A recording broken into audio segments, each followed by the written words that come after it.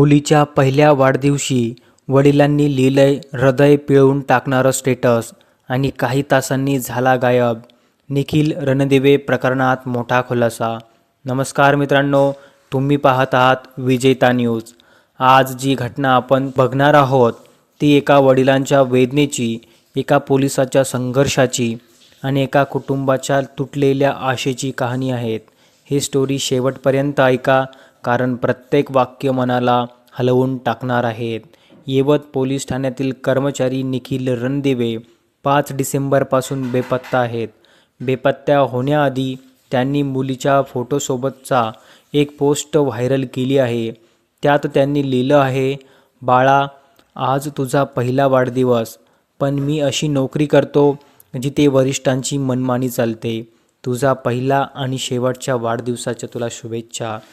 ही ओळ वाचताच लोक थबकले आणि सर्वत्र चर्चा सुरू झाली की निखिल रणदिवे हे आहेत तरी कुठे. थोड्याच वेळात निखिल रणदिवे यांनी आणखी एक लांब, जास्त भावनिक पोस्ट टाकलेली आहे, जिचा स्क्रीनशॉट तुम्ही स्क्रीनवरती पाहत आहात. त्यात त्यांनी आपल्या लहान मुलीचा फोटो टाकून त्याखाली लिहिलं आहे, माझी प्रिय दीदी, आज तुझा पहिला वाढदिवस, पण आजच्या दिवशी मला तुझा वाढदिवस चांगल्या प्रकारे करायचा होता, पण मी पोलीस नोकरी करतो जिथे वरिष्ठांची मनमानी चालते.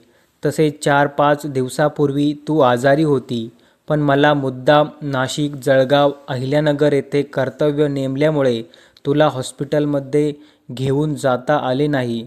येवत पोलीस स्टेशन येथील अधिकारी नारायण देशमुख मला गेल्या 1 वर्षापासून सतत त्रास देत आहेत.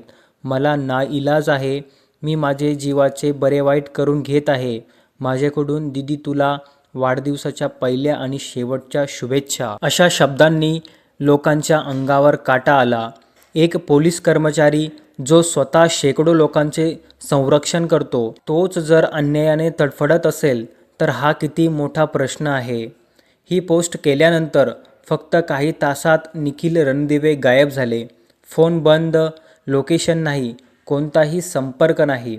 कुटुंबीय अस्वस्थ, मुलगी रडते आणि पोलिसांच्या शोधमोहीम सुरू करावी लागली. निखिल यांनी शेवटचा वाढदिवस असे का लिहिले?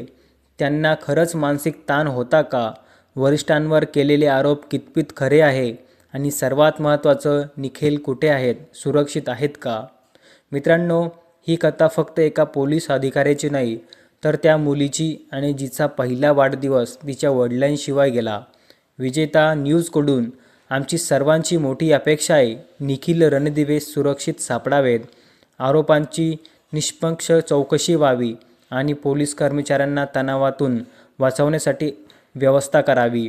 मित्रांनो, ही स्टोरी पुढे अजून मोठं वळण घेईल आणि त्यांचे अपडेट तुम्हाला सर्वात आधी मिळतील विजेता न्यूजवर. मित्रांनो, व्हिडिओ आवडला असेल तर लाईक करा, लोकांपर्यंत पोहोचण्यासाठी शेअर करा आणि अशाच अपडेट्ससाठी आमच्या चॅनलला सबस्क्राईब करायला विसरू नका. धन्यवाद.